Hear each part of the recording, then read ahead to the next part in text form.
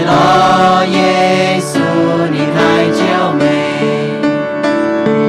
can tài lo Yesu ni hai chiếu mê nhẹ nhẹ khu có yêu can tài xiên Yesu tiền tư chiếu linh quân lê được rồi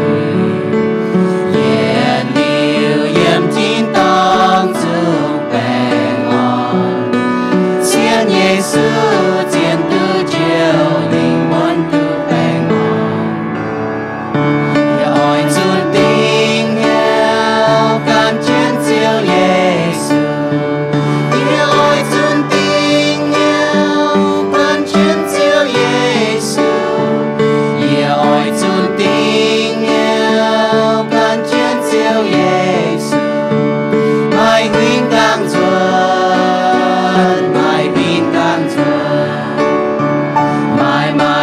tao mình yeah yeah oi cần mình mai hai tao mình yeah yeah oi cần mình mai hai tao mình yeah yeah oi cần mình mai huynh càng dần bám kền quang ga tiếp trang yếm trang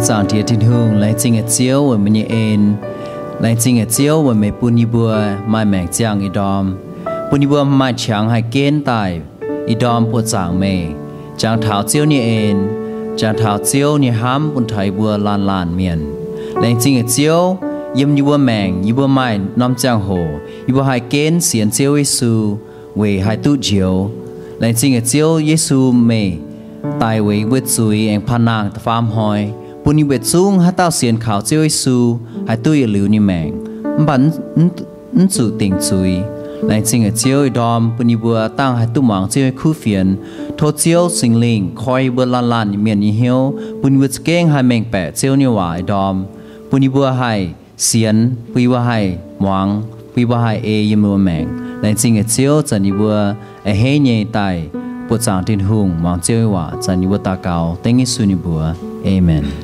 This morning I want to talk to you about decision making.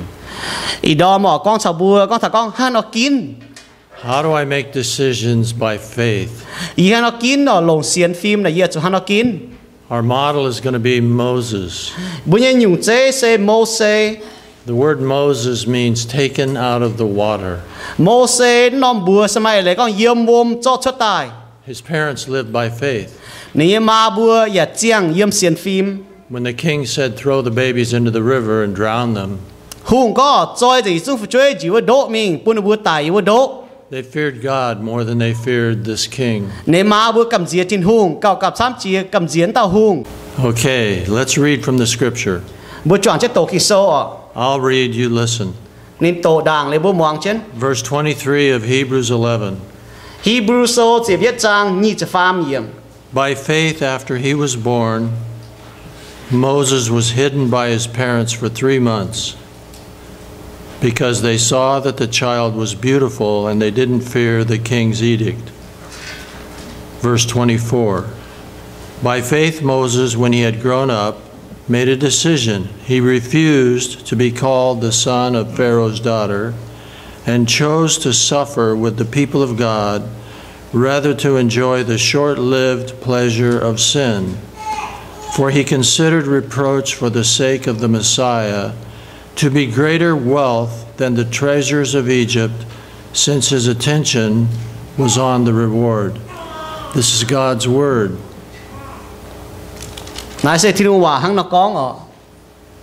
So we'll go to a second slide. You want me to read that in the end? How do I know I'm living God's way? Moses, our model. Bữa nay tôi có chiang A tin hung liền Moses cho bây nhung chơi. How do I make decisions? Yi hắn nó kín. Do I flip a coin? Yi kín là yi cho nhàn tại yết đít phao tại mà cả gong phải tối hang bữa mình trên đàng mà tây miền nó có nó kín nó cho nhàn tại quỳnh phao quài đó chỉ tại chủ gong phải chủ tối là yi hang nó kín nè. Do I do what my parents think? Yi cho tao như mà bữa ham tại chủ cho phải yi nó kín nè. How about my friends? Do I follow them? Yi A chứ như tỏi phải. Do I just do nothing? Don't make a decision. Phải yi nhuận cho cho nắng kín nè. Or do I do the opposite of what other people say or do? Để phải yi cho tao miền có hiện tu cho như yi cho tông này phải. Or could I look at the Bible, the life of Moses, and live by faith? Phải yi mảng cả A kinh sâu mảng Moses nhung chế có thằng này hắn nó chiang yếm xiên phim là yi chuột chi này nhung chế cho. You make 4 major decisions in life. Yếm bữa mảng này bữa kín bia nhung tổ chiến như chéo. Somebody's going to run your life. That's your first decision. Are you going to run your life? Or who the master is he going to run your life? Bữa mảng này đồng hai mà tao miên nhìn đồng hai cún bữa mảng bữa cún bữa cấu chứ bữa mảng phải thì tao miên cấu bữa mảng. Another thing you need to make a decision is a job. Tự nhiên nhung bữa kín sẽ có bữa kín công như chéo. What am I going to do for a living in life? Yết cho hắn nó cho yếm mảng này. Am I going to be a mother? Yết cho ma miên phải. Take care of children? Cấu phải chơi phải. But it's some kind of a ministry. Phải yết cho nhung công về thiên hùng như phải. Something to do to help others. Yết cho về cần tao miên Another major decision you're going to make in life. Em mà nhung tông chiến như tông bữa mẫu làm như cho kín xe. Not everybody's going to get married, but most of us are.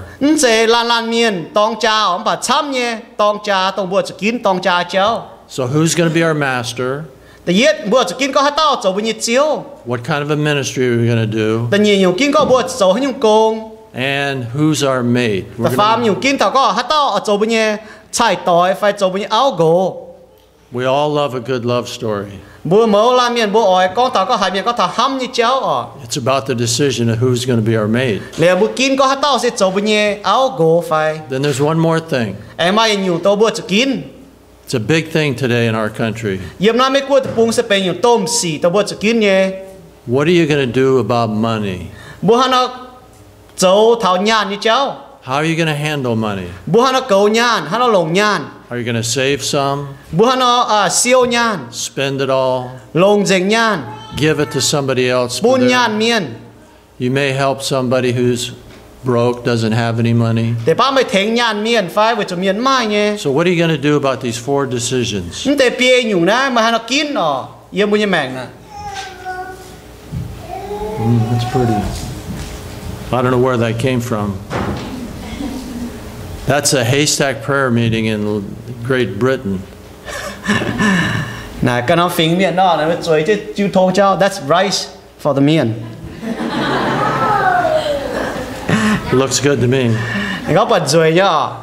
Whatever decision you have to make, choose wisely. Mai cún mà chú kín hắn nhung chú nông thông minh kín. Choose wisely. Kín nông thông minh You have to make a decision in life, but be careful. Bữa chú kín bà chú phải phim như kín. Choose wisely. Bữa chú phải phim như kín The question is, have you chosen wisely? Này như bà sẽ mày kín, mày phải phim như kín phải, mày lồng thông minh như kín phải. Most of these decisions you decide when you're young. Chăm như kín nè, bữa lún như chỗ, bữa ham thảo li bữa kín nè. Moses was young. Moses lún như chỗ ni kín. He made wise decisions. Ni cái kín tôi lồng thông minh như kín Why did he do it the way he did it? Chỗ như nó ni chỗ tông ni chỗ nhé. He could have done like our society. Nhìn hang bữa như phí nó chỗ ya hay nhé. Everything's about having fun. Nhiều có chỗ tại về chủ dân yêu on lọ phải hang nó chỗ.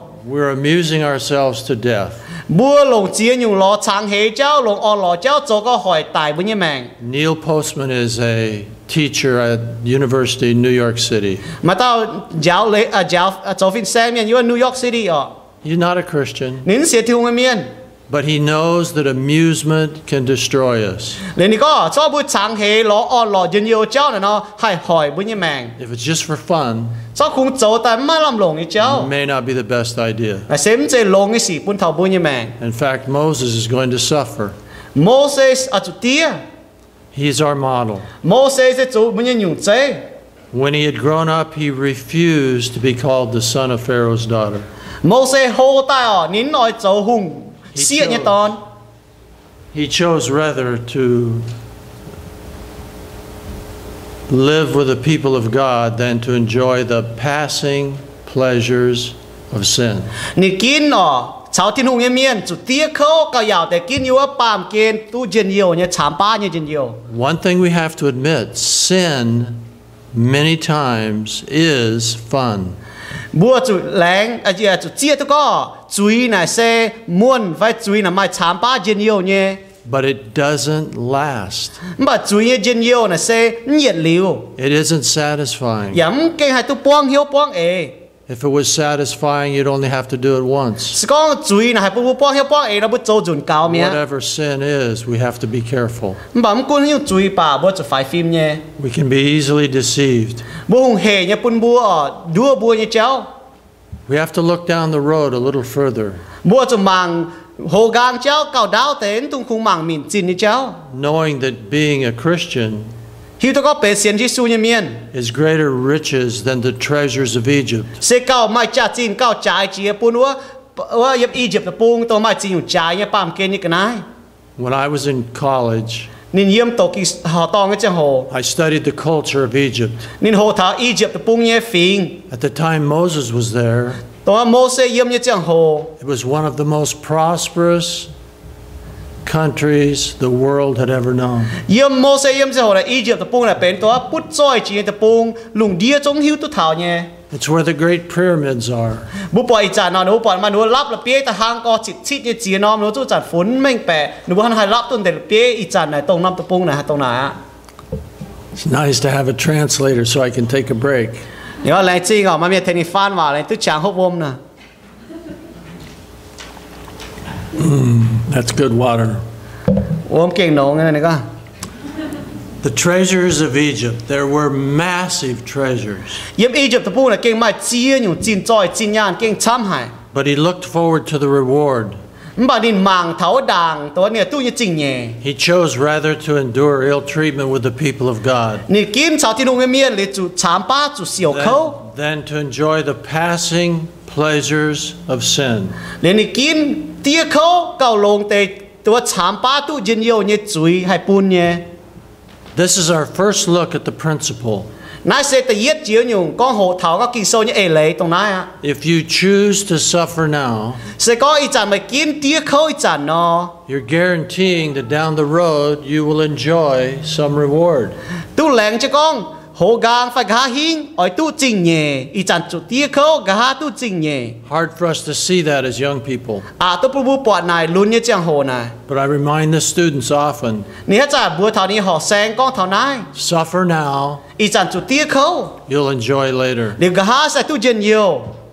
Let me give just a little illustration. Nì cho nhóm phán chế nhủ chế tập bùa mạng thảo. I went to high school in Anderson. Nì mình Anderson nó high school. I was on the track team. Nì chả chế nó miền thiếu song chát nhé quan. If you're going to win a race, you got to train. Số mà hình nó mà thiếu hộ thiếu song chát. I used to run around the track many times. Nì alo thiếu bia thiếu chốt quyên là chia chuẩn nhé. After 2 or 3 times, Nì thiếu bua bia chuẩn liu. I would lay over the fence. Nì buổi chúa lạt. I would throw up all over the place. Nì nì lô buông rồi quá lạt nì. I was trying to get tough.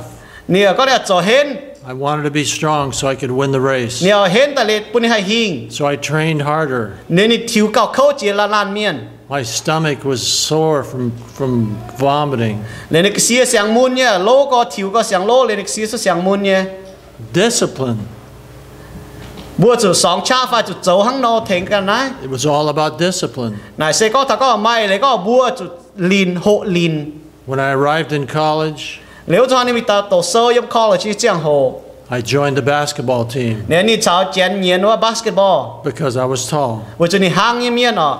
Turned out I was the shortest guy on the team. Nên này tôi đi hang hay đi tham gia nhận basketball mi thấu bọn này ai chịu tao giờ chỉ quan nào. Because in college they're big. Yêu cầu sẽ hát tao hang như miền. But I could outrun all of them. Bà này hạt thiếu cái xếp chỉ chung tao hang như thế. Because I had suffered in high school. Với chú yếm high school chỉ hồ nịt thiếu. I went to school in Los Angeles. Nên mình đi Los Angeles nó học tòng. Where there's lots of smog. Nếu út cho mai chiên dùng tao xíu là hay à. You would spit up the smog. Nếu mày thui rồi chốt à, chú bật chia dành bên tao xíu. Just keep running, the coach said. Nếu ông quân nó hay hôm bà tôi giáo được thiếu mày có quân thiếu chân mình. Discipline now, enjoy later in sports. Hộ lìn ít chán tia không bà lấy cái hát tu chân nhiều yếm sóng cha như chéo mà ta hằng nó. In the spiritual life, it's a bit different. Yếm linh vuông như cha sẽ cần dùng tới nhé. You give up many things to be a believer in Jesus Christ. Mà chủ quảng chia dùng nhé, tôi mới tại xiên thiên hùng như chàng hồ nè. There's not as much freedom for you when you trust Jesus. Mới xiên lên thiên hùng à, mày chăm nhé, mày hai châu. Not at the beginning, at least. Yếm chỉ con là hăng nó mà hại hăng nó mà chia dùng hết chăng cầu chân mày nó mà hại hăng nó. But I promise you, if you discipline now, bà nhìn lạnh chỉ có ít chán mà hộ lìn pha mà hộ sóng. You will enjoy later. Nếu cả hộ gang mày à tụ chân nhiều. We say no to the pleasures of sin. Bua chủ sim gọi chui nhé ít chán. And it gives us life in the future. Nếu cả bún bua hay tụ chàng mèng. Sin is fun for a season. Chui này xe à lông nhé phải chui này xe muôn nhé phải bún chám pa nhé. But pleasure is passing. Bà tệ dân nhiều ở loại này chia chân mình. Usually you can tell when it's sin because you have regret. Bùi tôi nhung bên chui à, bởi chú bút dấu lý bút hàm duôn. Why was I such a fool to believe that would satisfy? Dấu nhung như đừng này hông, tôi như dấu lý tống hai thèn như lại tôi dấu lý hai thèn tôi như, dấu lý chóng thèn tôi như cho hàm duôn. Moses made that decision ahead of time. Bà Mô-se này kín đảng để cho hàm duôn như cháu. He refused to be called the son of Pharaoh's daughter. Nín nói con bùn miền hiểu nín dấu, phá lô hùng như xịa như ton. He considered the reproach of Christ greater riches nín ham thảo có chủ tia về tin hùng này sẽ bên trái hay bên nín than the treasures of Egypt because he was looking for the reward. về chủ yếm trái nhiều bún thảo nín về chủ hắn về chủ nín ham thảo thiên hùng ở bún như chinh nhẹ thiên ở bún chinh nhẹ cao trái chỉ Egypt mai như chinh nhẹ như ấy lấy. So the principle is suffer now, you'll enjoy later. Giáo như ấy lấy sang nó y chán chủ tia về tin hùng liệu cả hai tu chân nhiều. The question is, how long can you wait for the reward? Này nhưng mà sẽ mà chúa đã hài lao sẽ tu chinh nhé. A sign of spiritual growth is that you can wait. Có một nhân linh hồn hô cho yếm tin hùng nó, muốn quân đã hài lao bởi hài chúa tu nhé. When I was in graduate school, Ví dụ như tổ giảng college cho nên mình tổ chuẩn sâu. all my buddies were married. Hãy tao bà yếm như tỏi này, tao tổng năng hàng chế miệng hãy tao nồng áo rồi mẹ. I was still single. Bà đi chọn cái mà áo. I was very busy with school. Ví dụ nín khung có, đi mai chế dùng sâu dấu, tổ sâu dấu liền, nín mắt cho hồ. I had issues to learn like Greek and Hebrew. Nín mai chế dùng cho hồ thà Hebrew và cho hồ thà chân kịch và hồ kinh sâu cháu. So I was very careful about choosing a mate. Nếu cho hắn phải phim nhé, thì kín hãy tao áo này ở lồng này, cho phải phim như kín. Hudson Taylor said it this way. Mà tao chén là hiểu Hudson Taylor nó, đi cho hành tôm miền này hắn nó con. God always gives his best Thiên hùng hết ra là buôn toa lông chia nhé. to those who leave the choice up to him. Thiên hùng hết ra buôn lông chia nhé, con buôn xuôi thiên hùng kín buôn bùa nó. So at least God rewarded me with a wonderful mate. Nếu cho hỏi thiên hùng kênh kín từ lông hải như áo buôn nín lông. Sometimes I don't know what she thinks about me. Rồi ba nín hít con này áo nó ham thà nín nó. She may not have got the best deal. Để ba nín tu lông chỉ có lông pe. But God blessed me with a wonderful wife. Bà thiên hùng kênh chạy phu buôn nín tu lông hải như áo lông. I had to wait. Nè cho chúa nhé. How much pressure can you take? Nè cho chúa đã hải lao, cho tia đã hải khâu. Moses was looking to the reward. Mô-se mang thấu đảng to thiên hùng ở chạy phu nhé. The world around us likes instant gratification. Bàm kê nó yếm ná yếm bùi yếm như tòng này nó bộ oi y chán tu y chán oi nhé mình xin như cháu. They don't wait. Nó muốn mọi chúa I want it now. y chán oi tu à I want it all. y oi tu dành. Learn to wait. ỏi chủ hộ chúa thiên hùng So there are two ways to go. mà y tiểu cháu bu hai cháu The way I feel, my desires, yê hải ỏi nhé yê hàn nhé or the way of faith, God's promises. phải ê xiên phim tôi thiên hùng lén như hòa cháu Now I have an unusual word here. yê mà yê nhiều hòa cần nhiều nhé The word is finagle. chưa hòa hiểu finagle nè Americans finagle. mấy cua finagle nè có They twist it to make it the way they want it. mấy cua này nó có nó níu ta liền nó ỏi hay nó níu ê trên nó mới can nó nhiều ê lề quá Any way they want it their way. hay nhiều nó ỏi hay nó níuแต่cái này ta êแต่nó bùa cho cái này hoàn ta êแต่nó bùa chuộtแต่nó bùa tụi mía But the believer lives by faith. mà xiên thu mía nó chuột chiang yếm xiên phim Now let's think about it a little more clearly with an illustration. bùa mà cả phẳng bùa mà thằng là bùa cả bị hiếu tệ The funnel tells the story. bùa pỏi nó hắn có lầu vôm cái nàyว่าbùa pỏi hắn chưa có ngoài hô như là cái đĩa phải như bùa lầu vôm phải lầu yêu phải lầu cái pháp cái này chỉ có phải nồng nhủ cho nhủ chế Do we know what a funnel is? yes Good.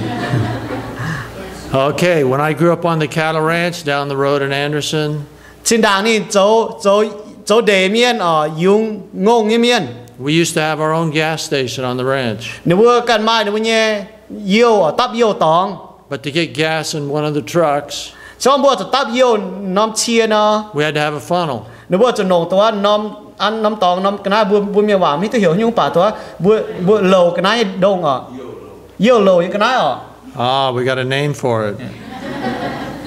A funnel. Well, the funnel tells us a story by way of illustration. nãy bên nhiều phẳng có thằng con bữa mà thằng nhiều chế The funnel has a big top như cái này lầu nó ở bữa bài quài hô nhé and a little bottom. lấy cái đĩa gì ta phải nhá ở Okay, we'll look at it. Watch. bữa mảng chế hăng nó If you choose wisely, sau bữa kín tu lồng thông mình kín nó you haven't followed Satan's lies. bướm chủ miên đua bùa ở phấn chủ miên như cái bẻ đua bùa Satan always shows us the thing we want, miên cho chản bùa mạng thảo tông bùa ỏi nhé like up at the top of the funnel. người ta hăng quải nôm lầu nó quải bọt hô nhé miên là hăng nó bọt bùa mạng thảo quải hô nhé tòng Lots of opportunities. quải là bọt mai chia nhung trắng mai chia nhung lô nghe xì But Satan doesn't tell you that when you go down in the funnel, it gets really narrow and tight.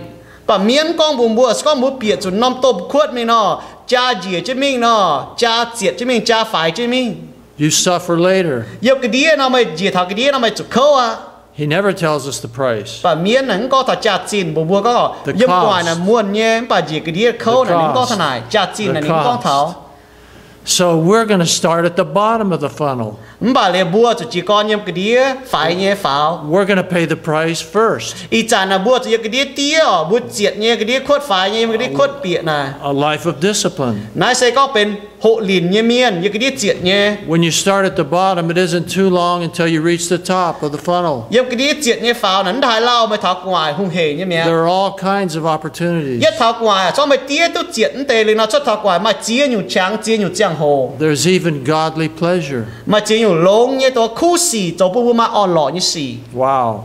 cái bùa hong nhá Jesus said, narrow and broad is a message.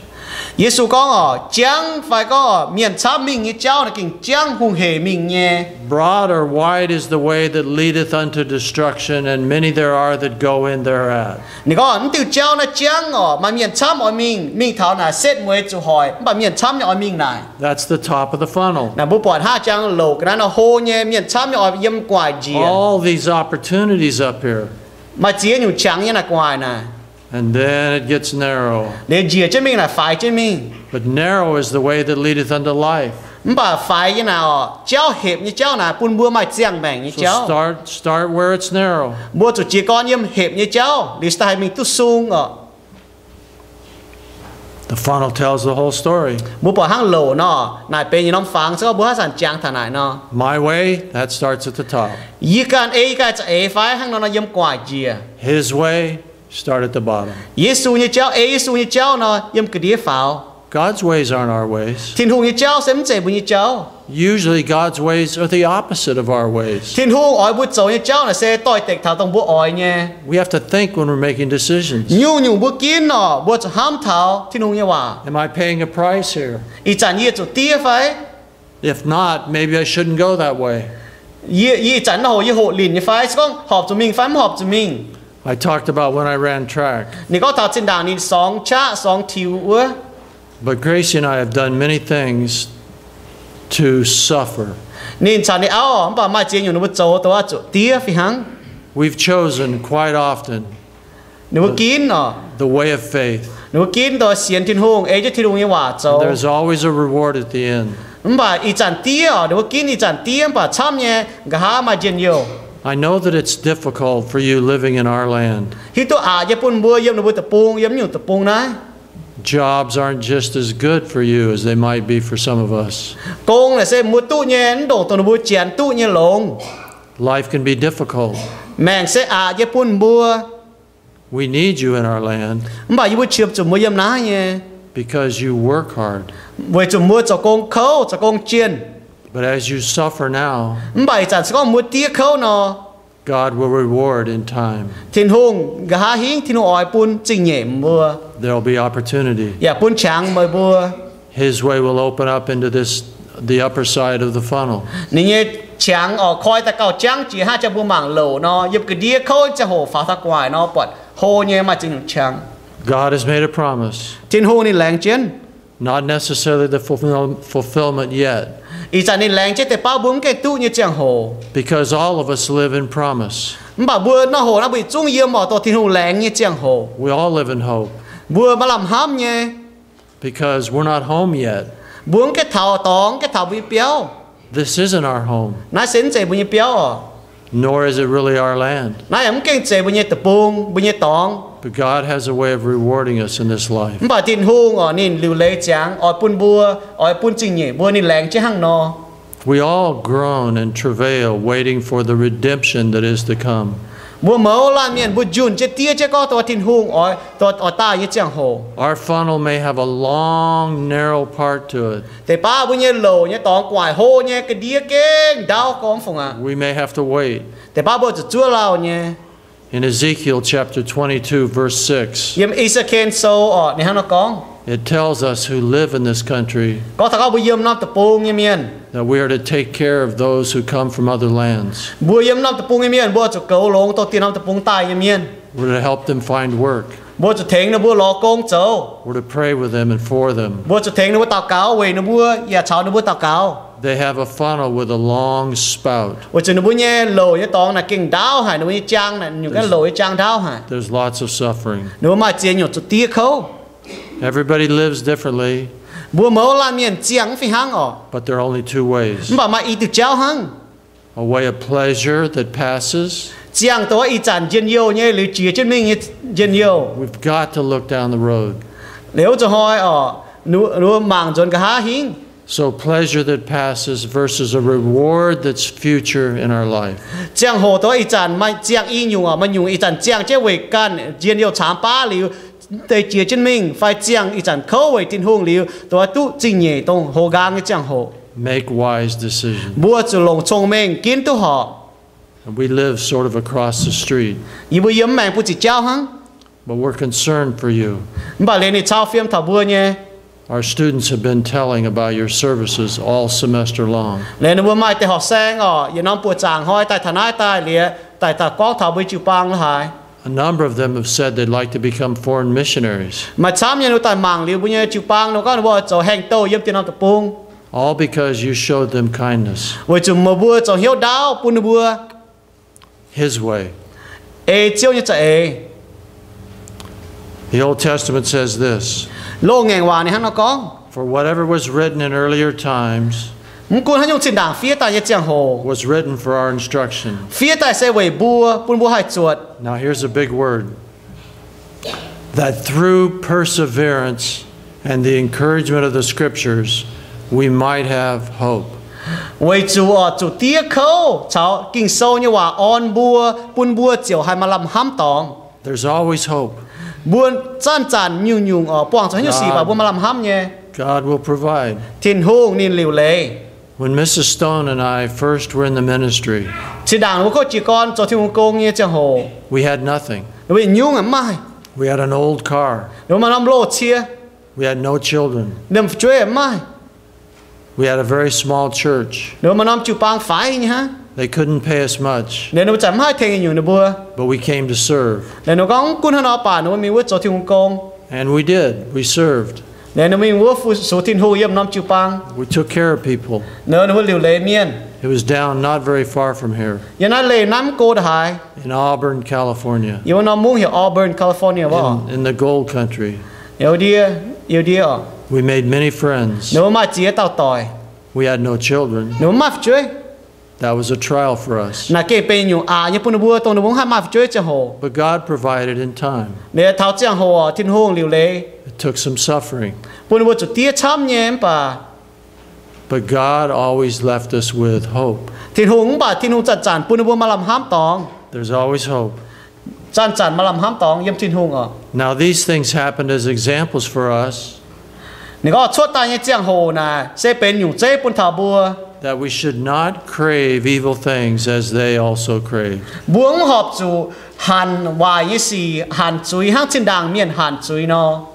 You see, all Scripture is inspired by God, Bố chủ chán cho tô thiên hương như hòa nà thiên hương to miền phía tai. and it's profitable for teaching. Mà lồng với giáo miền. But after teaching comes reproof. Giáo lên miền sẽ con hềm miền. Reproof is a form of suffering. Giáo miền phải có hềm miền là con hềm là mày lấy có bùa chủ tía với cho nên giáo bùa. It helps us correct the path we're on. Nên giáo bùa tổ bùa mình tỏ ngay cháu. We learn about righteousness. Bùa hồ thả nhung chủ. Righteousness is walking with the way God would walk. Chủ phải có họp nà mày lấy có bùa giang tỏ thiên hùng ỏi bùa giang ngay cháu. Righteousness is seeing the world from God's point of view. Họp phải chủ sẽ màng lùng đĩa thông thảo thiên hùng nhân chính phải thông thảo thiên hùng như hòa. There's always trials, Bùa nhà màng nó chán mày làm buông chủ xì yếm bùa nhà màng. but they come to make us adequate. Tại xì bùa buông chủ nái bùn bùa hay hồ phải bùn bùa hay hồ yếm thiên hùng. Equipped for every good work. Bùn bùa hay châu khu xì. So this morning I've tried to share something about decision making. Ý đó mà ní con thập bùa có bùa hana kín. You're going to make these decisions. Yếm bùa màng là bùa cho kín nhé. The first decision you must make is who's your master. Tự yết nhiều kín nó mà kín phát tao bùn mày bùn hát tao cho mình chiếu. Tự yết nhiều kín là hang nó. Are you going to be in charge of your life? Mày cần cho chiếu yếm mày màng phải. Or are you going to give your life to the Creator, Phải mày bùn tao chạy mày tao cho chiếu yếm mày màng. the one who made us, Tao chạy bùa tao chiếu. who loves us, Tao ham bùa tao chiếu. who may push us into another kind of suffering? Tao thể bán tao chiếu chuẩn bán ní tao bùa mi thảo tao bùa buông chuẩn như xím cũng có nản trình phải bùn bùa hay hồ yếm nín bùa tao chiếu. But He always cares. Bản tao chiếu nó tao chăn chao phim thằng bùa như màng. And there's always hope. Nên tao chiếu tao bùa chăn mà làm ham tao chiếu. You represent a huge tribe of people in the world, Mà bùa sẽ bên nhiệt phình miền, như nãy lùng đĩa như miền ọ. and we have an opportunity to share the gospel with them. Nếu bùa mà chẳng bùn như bùa hay chuẩn khu phiền chăm bùa, ya mà miền chăm tao bùa phình miền tông cái hay khu phiền bùa mà chẳng bùa thảo khu phiền ọ. John, the beloved disciple, Johann ọ tao tin hùng ham tao sai có. he wrote a book. Nên phía bún sâu. He said, I write these things to you that you may believe that Jesus is the Christ. Nên có y phiền tê sâu bùn bùa ọ, với chụp bùn bùa xiên có Yesu Kitô sẽ cho chiếu. And that believing, he says it over 90 times in his little gospel, that in believing you might have eternal life. Nên có sẽ có mùa xiên Yesu cho chiếu, mà bùa hay tu yết liu như màng. It's a matter of faith. Này sẽ xiên phim ọ. So the same faith that saves will guide you with all the other decisions. Tao xiên phim, tao bùa mà xiên phim, tao bùa hay tu diệu, tao nhung xiên phim, ya bùa hay kín tu chủ. Thank you again for paying such great attention. Lại chi ngọ mua cái món tu lông hào, You're all listening very carefully. mua phải phim như món ọ. So we pray for you and trust God to bless you as you live by faith. Để y bùa chặt chắn tao cao với mua, thâu thiên chế phu bùn bùa, tao mua chiang yếm xiên phim như chiang hồ. You're a special part of Reading. Mua sẽ bên lệnh chế như miền yếm nó muốn ọ. I used to be in the marching band in this town. Ủa chả nín cháu miền nhân dung, chỉ quan nó nhân dung. I would march the streets. Để nó yang cho cháu, như nào nhân dung như nó cháu. There never were any people from other lands, Suốt liu nó bùa chân bẻ, mai cần phình miền nhân từ cháu sẽ đàn này luôn như chiang hồ nè. but there is now, Bài chán mai cần phình miền như này ọ. and it's wonderful. là kinh lông hải nhé The mission field has come to live with us. buông hai mình tiền nó tập bung cho hàng tàu bà tiền hụt to miền giờ tiền nó tập bung tay em nái buồn buồn tôi hai cho hàng tàu đi And công we're glad to have you. nếu kẻ hé hải tu mai buồn miền em nái A couple of our girls are going to come and sing. nếu mà ý chỉ tao nó nhé họ sang tại bảo dung nè I don't know where they are.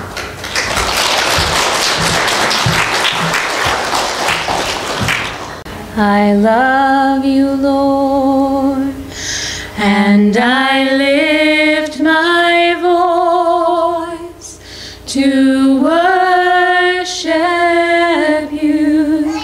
Oh, my soul, rejoice. Take joy, my King, in what you hear. May it be a sweet, sweet sound in your ear. Amazing grace, how sweet my voice to worship a wretch like me.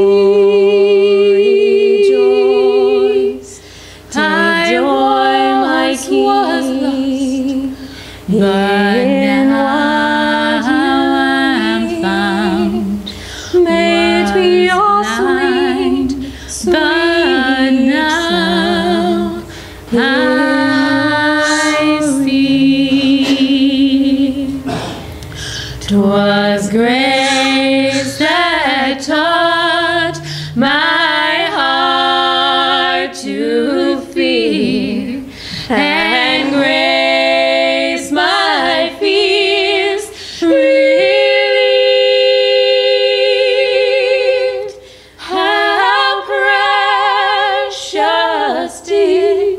that grace appear, the hour I first believed.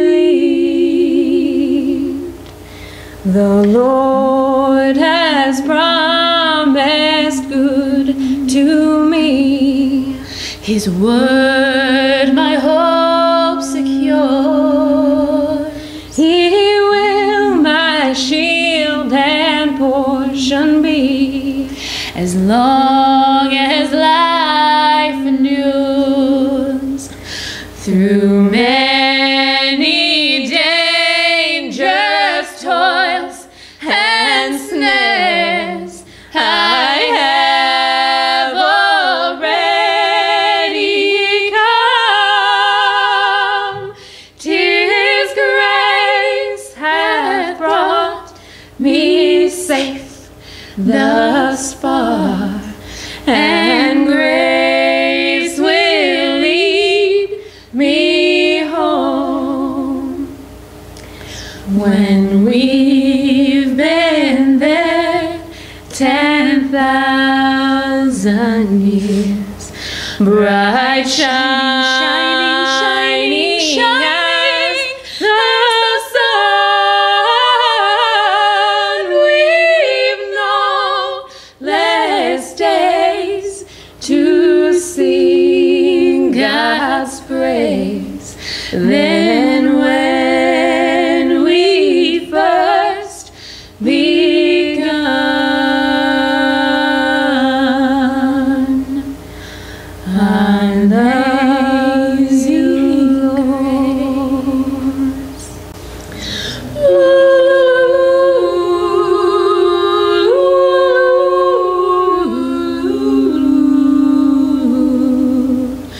in Christ alone my hope is found. He is my light, my strength, my song. This cornerstone, this solid ground, firm through the fiercest drought and storm. What heights of love, what depths of peace, when fears are stilled, when striving cease. My comforter, my all in all. Here in the love of Christ I stand. In Christ alone, who took on flesh, fullness of God in helpless babe, this gift of love and righteousness, scorned by the ones he came to save, till on that cross as Jesus died, the wrath of God was satisfied, for every sin on him was laid. Here in the death of Christ I live. There in the ground his body lay, light of the world by darkness slain, then bursting forth in glorious day, up from the grave he rose again, and as he stands in victory, sin's curse has lost its grip on me, for I am his and he is mine, bought with the precious blood of Christ. No guilt in life, no fear in death. This is the power of Christ in me. From life's first cry to final breath, Jesus, that holy deed of Jesus' name. No power of high, no scheme that rock I stand, can ever pluck me from his hand, till he returns. Oh, solid rock I stand, here in the love of Christ I'll stand, here in the power of Christ alone.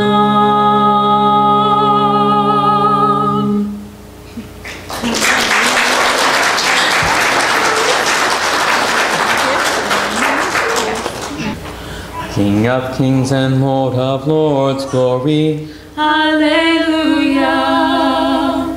King of kings and Lord of lords, glory. Hallelujah. Jesus, Prince of Peace, glory. Hallelujah. Jesus, Prince of Peace, glory. Hallelujah. King of kings and Lord of lords, glory. Hallelujah. King of kings and Lord of lords, glory. Hallelujah. Jesus, Prince of Peace, glory. Hallelujah.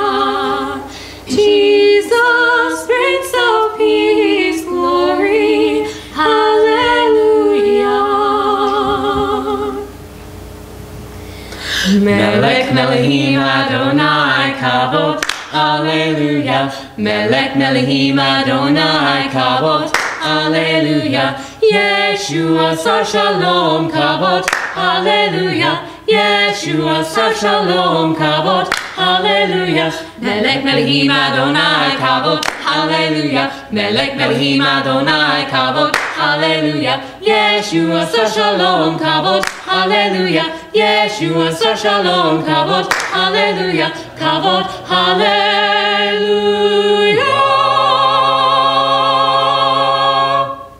Thank you so much. Number boy, Jimmy boy bảo cả lại dùng bữa thô bề chung chữ bang miền lan miền mùa tỏi bữa chữ xin tài boy bảo tới dùng nói sẽ con thảo chiếu như hải mê y hỏi hai đom bữa hải chun như quả nó bữa yếm bữa mèng bữa hải kiến y tiểu chéo bữa hải kiến bữa như chéo phai bữa cả như chéo bữa ba miền như vậy phai bữa hải kiến thiên hùng như vậyหนึ่งเจเนียนก้อนเท้าบ่ให้ตะเย็ดหนึ่งลงเจียนเจียบ่ให้เกณฑ์เสียนเยซูเสียนทินหุงให้เปียทินหุงเยกัวให้ hiếu tu thiên hùng nhẹ cháu hay hiếu tu thiên hùng nhẹ lệ bỏ hai kén nhẹ cháu bỏ hai kén tu thiên hùng nhẹ quang nhẹ mèn hắn tiêu dùng con này đom như hải mê như hỏi bữa bảo chiến về bữa ta cáo như hòa về bữa mau như bữa mèn bữa la chỉ bằng bữa căn cháo thiên hùng con hòa thô sinh linh bữa đom hải tôn nhẹ bữa hiếu nhẹ bữa bảo